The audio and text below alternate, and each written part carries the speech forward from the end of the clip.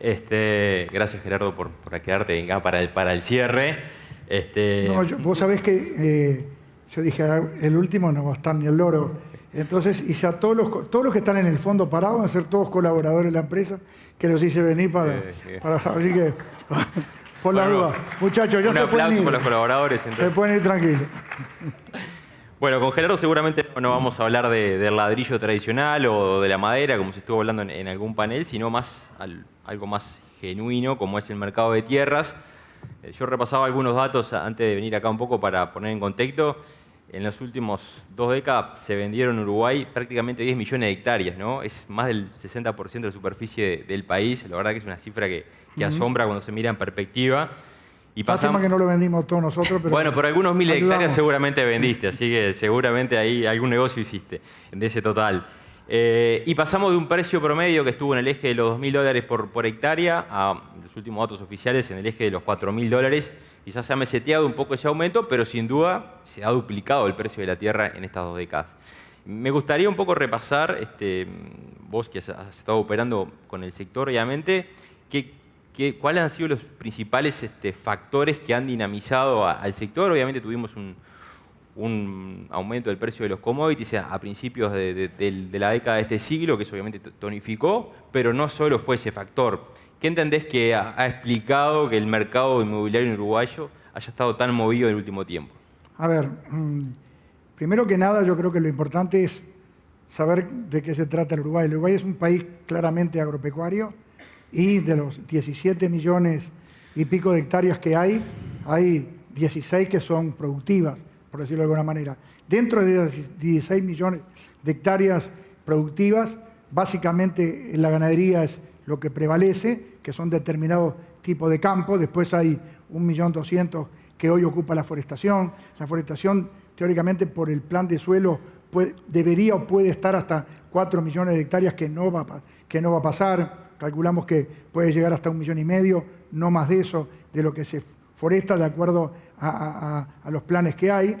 ¿Por qué entendés eso, Gerardo, que la forestación no va a aumentar más en área pese a que tiene habilitación legal? Porque, a ver, hoy está lo suficientemente abastecida para las plantas que hay. No es fácil, por más que haya intenciones de repente de congeniar otra planta, que yo sé que las ideas siempre están, pero bueno, como que ahí hay que... la materia prima que precisa para las plantas realmente es de mucho volumen, lleva mucho tiempo y yo creo que además de eso no hay, o sea, de los 4 millones de hectáreas que teóricamente hay para forestar, hay muchos pedazos chicos, o sea, no están concentradas. La concentración ya se está formando, hay lugares todavía, pero no, a mi entender, más de 300, 400.000 hectáreas no va a haber más. Y después tenemos un par de millones de hectáreas que son agrícolas. Uruguay no es un país agrícola, es un país ganadero con agricultura. Y realmente vemos que la parte agrícola también tiene problemas de costos, problemas más allá del todo el climático, la sensibilidad al tema climático, mucho más que la ganadería. Es un negocio que teóricamente puede tener mejor rentabilidad, pero de mayor riesgo, como son todos los negocios normalmente que tienen mayor riesgo, mayor rentabilidad. Y la ganadería, que son esos prácticamente 12, 13 millones de hectáreas ganaderas, hay distintas variedades. Hay una ganadería combinada con agricultura que hace que las producciones sean realmente interesantes, que es lo que hay hoy la mayor demanda. Y después hay otras que son más criadores o más, campos más superficiales, que son las que tienen menos demanda. O sea, el tema de la tierra, más allá de un poco de este esquema de distribución de producciones, el tema es que de acuerdo a la producción que vos tenés y de la rentabilidad es lo que el valor de la tierra. Entonces, yo diríamos, de campos, a mí me dijo Orlando Bat, a vos te van a hacer preguntas, pero vos contestás lo que quieras. Entonces, por eso yo, me dijiste que tenía tan poco tiempo, yo soy rematador, hablo tanto que dejá la pregunta y la hacemos en otro programa. Pero porque tenés un lote de preguntas y no tenemos el tiempo.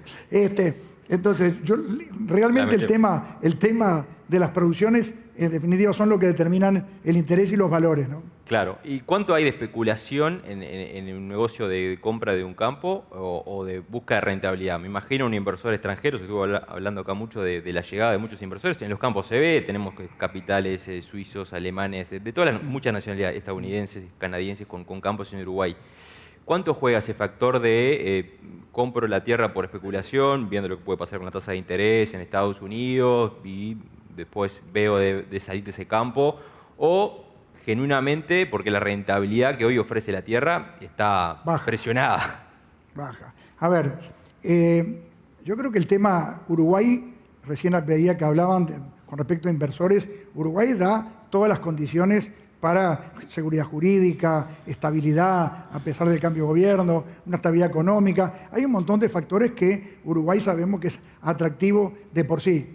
No tiene tamaño, pero tiene mucha calidad, diríamos, para ofrecer y es muy eficiente. Entonces, en ese aspecto, yo creo que el interés inicial, yo diría que es un interés de refugio de capital, casi que exclusivamente. Después, ya cuando realmente las cosas se empezaron a ajustar los precios para arriba, ya era un refugio de capital, pero tiene que tener cierta rentabilidad. Después entraron a accionar en fideicomisos las AFAP, que al principio no entraban en la compra de tierra, y después entraron, diríamos, en esos volúmenes de compra de tierra, donde teóricamente te exigen un 3% de rentabilidad bruta sobre la inversión. Eso es lo que exigen hoy por hoy las AFAP y lo que exigen un poco, digamos, también las inversiones del exterior.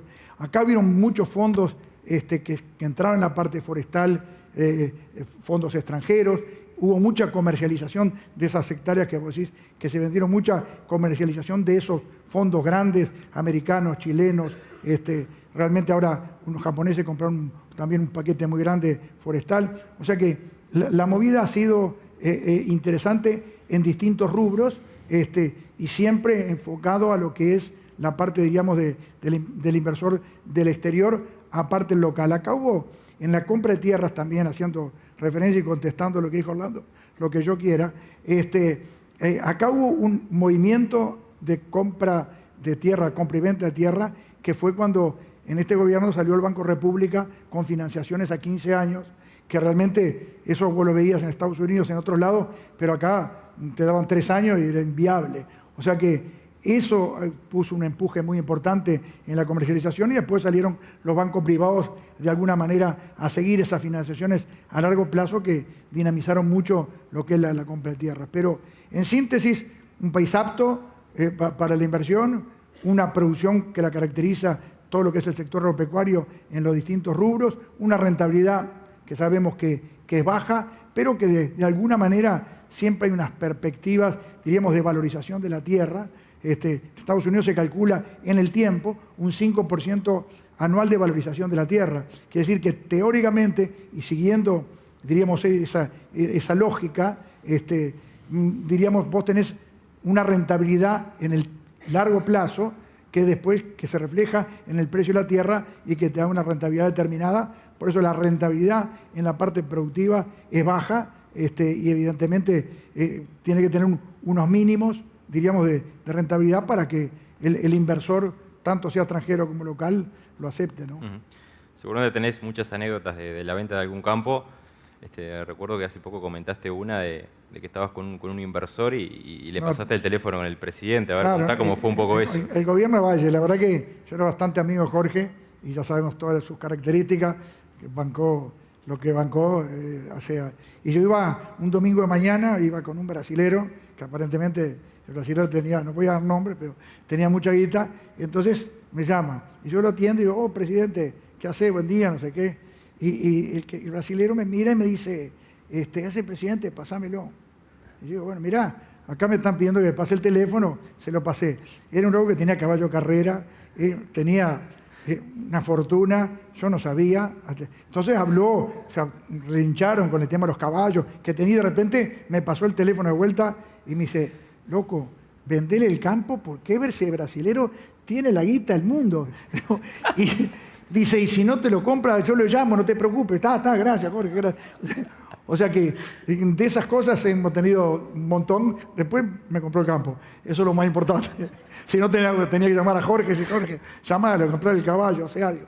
Pero no, la verdad que la dinámica, diríamos, de la parte inmobiliaria rural, la venta de campo, la verdad que yo le digo a algunos que están, aquellos que están todos parados allá atrás, bueno, son los que teóricamente venden los campos, y le digo, mira, más allá de saber cómo es el campo, eso no lo hace cualquiera, entre comillas, que sea técnico que lo haga. El tema es que vos, para vender un campo, tenés que ser psicólogo, tenés que saber qué es lo que quiere el que compra, qué es lo que quiere el que venda, y vos tenés que unir esas dos voluntades, que es lo más difícil. Porque después, no, mirá que el campo es bueno, esos argumentos, mirá que este campo produce más de lo que dice, todos esos versos no corren, diríamos, lo que son los negocios donde uno puede dar confianza y mostrar una rentabilidad, ya te digo, acotada, pero cierta, ¿no? Claro. Hablamos de compraventas al inicio, pero el mercado de arrendamiento también es muy fuerte en el agro. Más de 800.000 hectáreas por año se arriendan en diferentes contratos que se hacen, mercado que mueve casi 200 millones de dólares por año.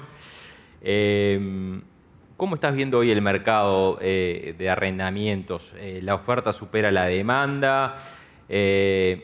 Tuvimos algunos problemas con algunos fideicomisos, que en algunos casos se hablaba de fideicomisos ganaderos, que hablaban de que, bueno, que en el norte, por ejemplo, eso iba a llevar a que los precios se sinceraran de alguna forma. ¿Cómo estás viendo hoy el mercado? A ver, vuelvo a lo mismo de lo atractivo que es Uruguay, inclusive hasta la gente de la ciudad, de ver qué pasa en el campo y cómo son las vacas y qué producen. O sea, demanda hay siempre, los valores. Realmente nosotros arrendamos muchos campos en producto. El producto es lo más claro, diríamos, como para que no haya que ajustar de acuerdo a las oscilaciones que tiene. Producto, kilos de carne por hectárea, por ejemplo. Kilo de carne, kilo de soja, o sea, en kilos de lo que vos producís. Y no tanto en dólares, que después había una devaluación y tenías que ajustar o cosas por el estilo. O sea que hay demanda, hay precios razonables dentro del mercado, y después hay una sobredemanda, que es a lo que vos te referías, que hubo bastante en el norte, con algunos problemas de fideicomisos que arrendaron campos grandes, que hicieron todo un sistema de capitalización, pero en realidad ahora hay algún problemita con el Banco Central que se está tratando de regular, en fin. Y eso distorsionó los valores, diríamos, de los arrendamientos. Campos que podrían valer 70, 80 dólares, se pagaban 120, 130, se pagaban 5 años adelantados. Eso no era sano para el negocio. O sea que esos campos hoy, no sé qué va a suceder por los problemas que han habido, y posiblemente esos campos vuelvan al mercado, y esos campos volviendo al mercado en algún momento creo que va a sincerar el precio de las rentas. O sea, acá no hay milagros, las rentabilidades sabemos que son acotadas, es un país caro para producir, caro para vivir, caro para todo, y evidentemente muy ajustado diríamos, los niveles posibles, diríamos, de rentabilidad. Entonces, donde vos zafás un poco, diríamos, de una renta de un campo, realmente o trabajás para el dueño del campo o terminás poniendo plata de bolsillo. Pero siempre hay interés, siempre. Siempre hay interés en arrendar, te hace un campo agrícola, hace un campo ganadero, siempre hay interés en arrendar. Y después, como te decía, no hay distintos tipos de campo hoy por hoy. Por ejemplo, con el tema de la agricultura, los costos que tenés, la soja o los granos en baja, ya un campo que valía 12.000, 13.000 dólares en la hectárea, en los campos en la zona agrícola, hoy solo acabamos de vender uno en 10.000. O sea, esos hoy, si bien existe la posibilidad, hoy no están tan demandados porque los números no dan. Los campos forestales que de alguna manera están limitados, bueno, los campos forestales realmente hay un interés no solo de la papelera, sino de gente en invertir. Nosotros estamos con un fondo, que no puedo decir fondo, pero es un fondo para hacer producción de madera de calidad, y evidentemente hay dificultades para conseguir esta tierra que valía 3.000 dólares y hoy de repente vale 3.500 o vale en alguna zona 4.000. O sea, están los campos arroceros que habían pasado un mal momento, los precios del arroz han subido mucho, el año pasado fue un muy buen año. O sea, cada valor de la tierra de acuerdo a lo que producen, es lo que oscila también diremos, en la demanda, y la demanda en definitiva es la que determina la suba o baja de los precios, ¿no? Y el productor uruguayo hoy está comprando, más obviamente hablamos del capital extranjero que llega, pero el productor uruguayo con esas facilidades que mencionabas de los créditos a largo plazo, esos productores que han crecido bastante, algunos que han incorporado a veces más de un rubro, ¿están comprando tierras o el protagonismo sigue siendo del exterior? No, a ver, el exterior siempre ha sido, diríamos, el principal protagonista. O sea, acá a nivel local, diríamos, los que son productores, se te aparece un campo cerca o lo que sea, pero en general los locales, inclusive los extranjeros, han usado una herramienta de la financiación del Banco República, que es lo que ha dinamizado bastante la cosa. Y después, a ver, acá decía, también voy a hacer otro comentario, de Valle. Valle siempre decía que Uruguay había tenido dos grandes momentos: cuando Hernandarias introdujo la ganadería y cuando los Kirchner introdujeron la agricultura, porque se vinieron los argentinos para acá y de alguna manera nos enseñaron, diríamos, a hacer agricultura en determinadas cosas. Entonces, como que esos momentos son los que... Después de ahí también vino el boom del Angus, ¿no? Con eso también se vino atrás, ¿no? Con la raza que explotó, exacto, ¿no? Bueno, tiene un montón de condiciones, el crecimiento de la raza, que viene también un poco el tema de Argentina, pero también con convencimiento de acá de los productores uruguayos. En fin, yo digo que hay varias situaciones donde, dependiendo del momento, dependiendo de la posible rentabilidad o de los valores, diríamos, del commodity que estás produciendo, ahora la carne está bastante, digo, si bien es el rubro principal de producción en las tierras que dijimos, también, diremos, el que hoy tiene mejores perspectivas, más estabilidad, o sea, y mejores chances de mercados, digo, que nos pueden favorecer, frente a lo que te decía que podía ser, diríamos, la agricultura, que está de alguna manera bastante deprimida. Entonces, campos sí, variación de producciones, variación de demanda y valores que van desde $2.000 o $2.500 los campos más duros hasta 10 o 11.000 un campo agrícola, ¿no? Gerardo, estás jugando un poco de locatario acá porque hace poco inauguraron una oficina. Contar un poco, para saber cómo se dio esa idea y por qué decidieron instalarse acá en Punta del Este. A ver, esas son ideas de mis hijos y yo te lo venía a acompañar. Me hicieron venir hasta la inauguración. A ver, yo creo que el otro día justo unos clientes brasileños me mandaban un artículo que había salido con respecto a lo que genera, diríamos, Punta del Este, la concentración en la parte comercial, o sea, la gente que está viviendo, todo eso que hubo o que hay, el desarrollo que hay a nivel de Punta del Este. Y bueno, un poco ahí nosotros tenemos varios clientes nuestros extranjeros que están viviendo acá, que nosotros atendemos en los determinados rubros. Nosotros empezamos, para darle un poco la figura, empezamos con el tema de la consignación de lana. O sea, tenemos lana, vendemos los frigoríficos, tenemos remates de cabaña, que tenemos en la época zafra cerca de 60 remates todos los días cuando se venden los toros. Yo fui el creador de Plaza Rural, que son los remates virtuales de ganadería, de la parte ganadera, diríamos, de lo que es recría y cría de invernada. Eso fue en el año 2001, en pleno lío. Ahí armamos un grupo de rematadores que tiene muy buenos resultados.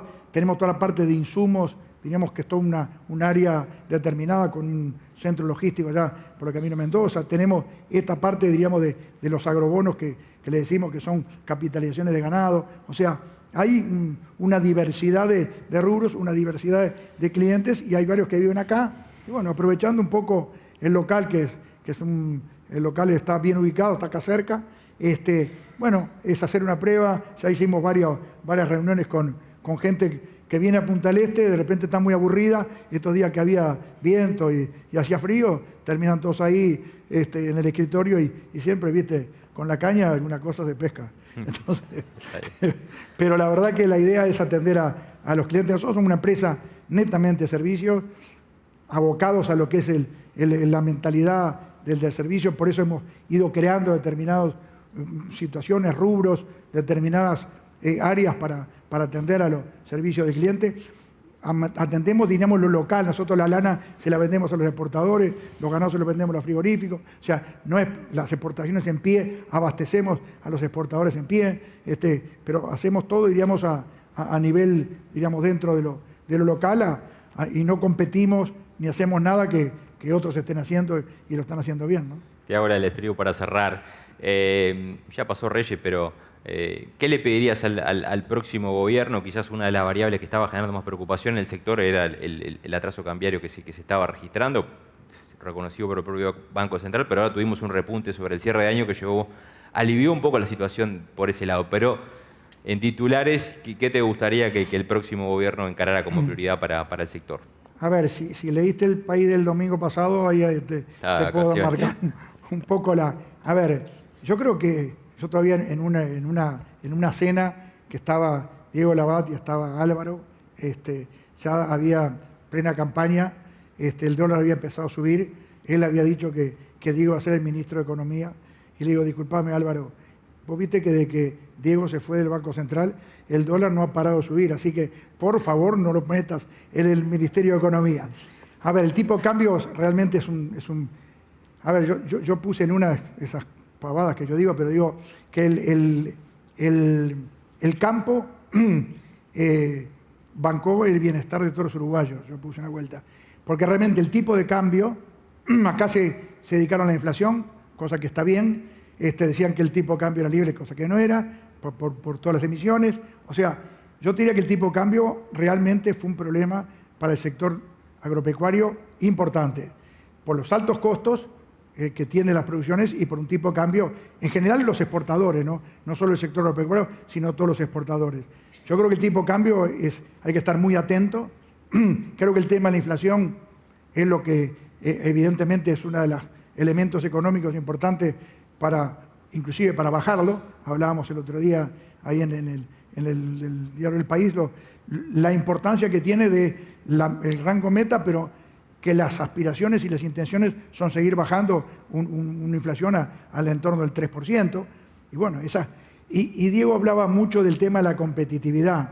Entonces, el tema de la competitividad va de la mano de los costos y hablaba que no era tanto el tipo de cambio, sino la competitividad. La competitividad, la base peor es el Estado. O sea, acá mientras no haya una reforma importante del Estado, no hablemos solo de los empleados públicos, que cuando Valle se fue había 220.000 y ahora hay 320.000. O sea, sin hablar de los empleados públicos, yo creo que todo lo que implica, diríamos, el costo país, el costo para producir, que nos saca competitividad, si a eso le sumamos en un tipo de cambio desplazado y ahora viendo un Brasil que está, viste, con todos los inconvenientes propios de su economía, pero aparte con el tema del tipo de cambio que nos afecta y mucho. O sea, creo que hay muchas cosas para corregir, hay muchas cosas para mirar. Y te vuelvo a repetir, el tipo de cambio para los productores y para los exportadores es un elemento importante. Y bueno, yo creo que acá nos desfasamos el tipo de cambio en aquel momento donde en el mundo empezó a crecer el dólar y nosotros, por mantener la inflación, hacíamos emisiones en pesos, en fin, varias cosas que no nos dejaron pegar ese salto y después fue mucho más complicado. Y si bien ahora el tipo de cambio realmente ha mejorado, yo creo que todavía hay mucha tela para cortar en ese aspecto, mirando la región y mirando el mundo, ¿no? Muchas gracias. Despedimos a Gerardo, muy amable. Yo puedo seguir hablando, ¿eh?